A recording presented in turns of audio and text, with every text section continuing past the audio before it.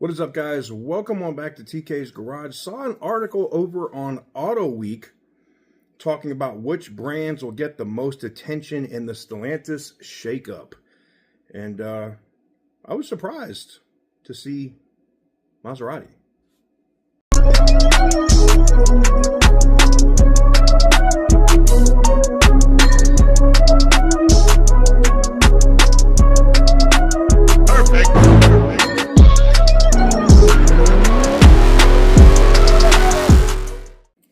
So welcome on back to TK's Garage. Stellantis' chairman, John Elkann, was in Auburn Hills, Michigan here recently, and in Modena, Italy, visiting Maserati this week.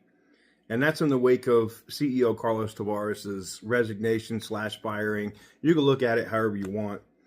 He also met with Stellantis dealers, trying to mend the strained, relationship and try to, hey, we're going to be doing this other stuff. We'll have V8s. We're going to have these other things so that you guys have an opportunity to make money here in the near future.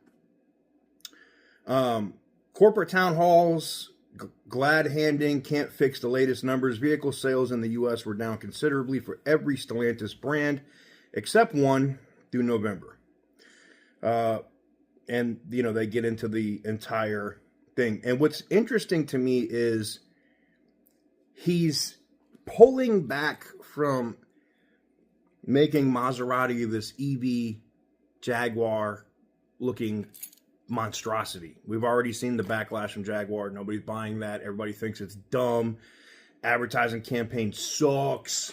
And John Elkann, who's around my age, is now making the necessary moves to put Maserati on better footing. And I think it's one of the reasons why they rejoined or applied to rejoin ACEA, which has been lobbying the EU to pull back emissions. And one of the things that some of the sources that I have at Stellantis is talking about is Maserati bringing back a 12-cylinder engine. Now, I know Ferrari had a V12, right? Was it a V12 or a V8? But Maserati, they have like what, an inline six or whatever in the MC20, right?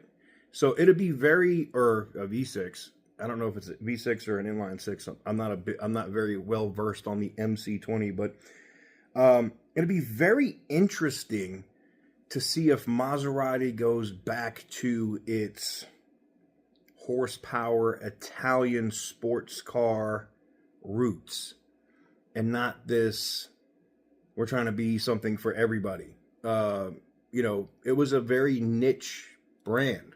And I think it should go back to being a niche brand and not being like a mass-produced car like the Ghibli was, which was just basically a Dodge Charger.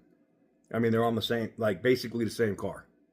A lot of the same parts between the L car, Charger, and the Ghibli. A lot of the same stuff. Except the Maserati had the Ferrari built or designed V6, right? So it'll be interesting to see what happens and if Elkann is able to save one of those companies that, his family has pushed into really crazy in Fiat, where they really gained a lot of their money. And what's going to happen in the future as they all of a sudden rapidly are pulling back from this EV crap and are really starting to push gasoline products.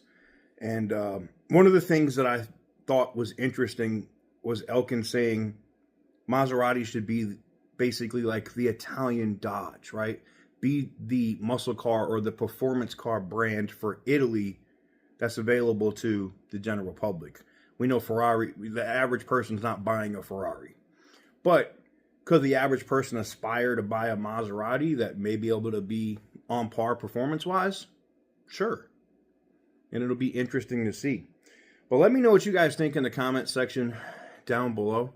Give the video a big thumbs up if you like what I do. Hit the subscribe button if you haven't already. And as always, stay petty, my friends.